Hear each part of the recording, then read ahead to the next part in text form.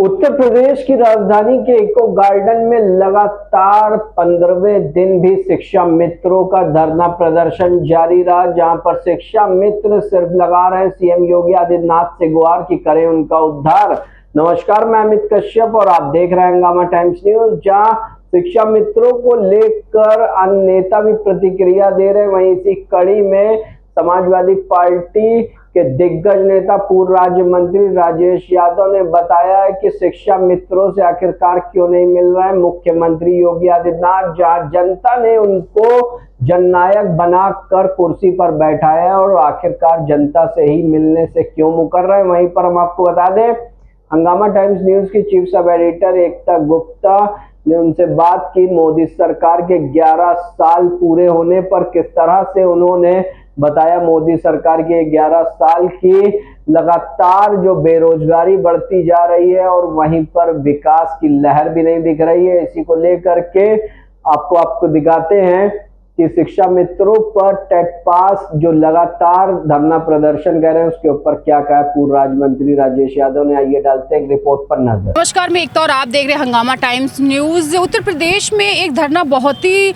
दिनों से चल रहा है और जो चर्चा का विषय बना हुआ, उन धरना देने वाले सभी शिक्षा मित्रों का कहना है कि उनको सिर्फ योगी सरकार से एक बार मुलाकात करनी है।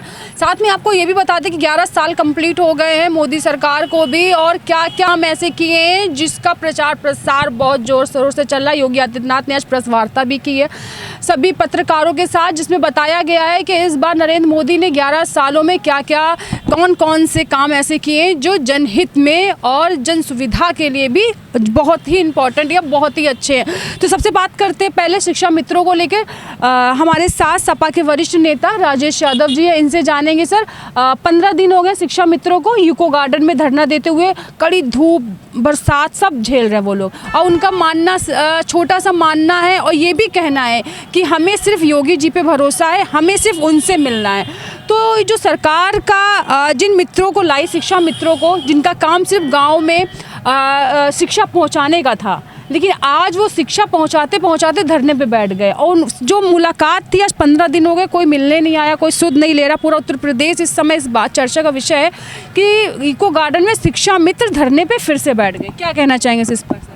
इस संबंध में मेरा कहना है, विशेषकर आदरणीय योगी जी से, कि राम राज की अगर आपको संकल्पना को चरितार्थ करना था, राम राज को धरती पर उतारना था, तो राम भक्त जो कोल भील बालू आदिवासी ट्राइबल्स हैं, उनकी भावनाओं को कद्र करना पड़ेगा। रामचंद्र जी स्वयं भेष बदलकर जनता से मिला करते थे। उन्होंने समाज को बताया कि समाज के अंतिम व्यक्ति तक राजा को कैसे पहुंचना चाहिए। अगर शिक्षा मित्र अपनी गुहार लगा रहे हैं तो आपका ये कर्तव्य है परम आदरणीय मुख्यमंत्री जी कि उनकी बात को ज़रूर सुने, सही बातों को अमल में लाएं, जो गलत बातें हैं उनको उनके सामने बोलकर उसको मना कर दें। लेकिन फरियादी की फरियाद तो हाई कोर्ट और सुप्रीम कोर्ट भी सुनता है। आप तो जननायक हैं, जनता के द्वारा चुने गए मुख्यमंत्री हैं। मुझे पूरी आशा है कि आज के बाद जब मेरा आप बयान देखेंगे तो आपके दिल ज़रूर पसीजेगा और आप इस चैनल के माध्यम से ही सही, हंगामा चैनल के माध्यम से ही सही, आप इन गरीब दुखियारे लोगों को बहुत ध्यान से सुनेंगे। और आप स्वयं एक ऋषि हैं। आप ऋषियों का काम होता है जनता का स्वभाव देखकर उनको आशीर्वाद देना, और आप इस आशीर्वाद को जरूर देंगे। सर, ये क्या संदेश जाता है, आपको भी लगता है क्या संदेश जाता है कि जहाँ पर कि एक शिक्षा मित्र जो गांव-गांव शहर-शहर में शिक्षा फैला रहा है, और वो आज अपनी मांगों को लेकर उसे इतना संघर्ष करना पड़ा है कि वो इको गार्डन में धूप में छांव में बैठा हुआ। और जहाँ बात की गई, हमने शिक्षा मित्रों से सर बात की, हमने उनसे जाना क्या आपके बच्चे शिक्षा मित्र बनना चाहेंगे, तो वो रो पड़े कि हम तो बन गए, हम नहीं चाहते कि और युवा इसमें आकर अपना भविष्य खराब करें। तो ये बहुत बड़ी बात है सर। शिक्षा मित्र की कल्पना भारतीय जनता पार्टी सरकार ने की थी और उसका संचालन जब समाजवादी पार्टी आई तब उसने किया, और इसके लिए मैं माननीय अखिलेश यादव को बहुत बहुत बधाई देता हूँ। स्वर्गीय मुलायम सिंह यादव और अभी हमारे साथ कार्यक्रम में थे माननीय शिवपाल सिंह यादव, उनको भी बधाई देता हूँ। क्योंकि मुझे पता है कि माननीय शिवपाल सिंह जी और मौजूदा मुख्यमंत्री आपस में बातचीत करते रहते हैं। मैं माननीय शिवपाल जी से भी कहूँगा कि इस समस्या को अपने मित्र और उत्तर प्रदेश के मुख्यमंत्री के सामने से रखें, जिससे गरीब बच्चे जो आज की तपती हुई लपटों में बैठे हुए हैं उनके मन को शांति मिले और उनका जीवन सुखदायी हो। मेरी आपसे यही कल्पना है। आपको बता दें कि यूपी में आज से 10 दिन तक चलेगा विकास भारत महाअभियान, और जहां पर 11 साल कंप्लीट हो गए हैं नरेंद्र मोदी सरकार को, और इसको लेकर जहां प्रदर्शनी का उद्घाटन भी किया है, सीएम योगी ने प्रेस वार्ता भी हुई है। कैसे देखते सर ये 11 साल प्रधानमंत्री के रूप में नरेंद्र मोदी को? मैं तो धीरे से ये कहूँगा आदरणीय मुख्यमंत्री जी, मैं आप पर कोई आक्षेप नहीं लगा रहा हूँ, लेकिन मुझे पता है जो आपके कारिंदे हैं, काम करने वाले हैं, वो आपकी छवि को बहुत बुरी तरीके से धूमित कर रहे हैं। भ्रष्टाचार को बढ़ावा मिल रहा है, बिना दिए कोई काम नहीं हो रहा है, और इसका आपने कई लोगों को पकड़ा भी है। मैं आपसे अनुरोध करता हूं कि अगर आप हमारी बात सुन रहे हो तो आप एक धर्म नेता भी हैं, आप जनता का धर्म निभाएंगे और पूरी तरीके से 11 साल को मनाएंगे, वरना 11 साल लोग नहीं 13 साल का वनवास इसे समझेंगे।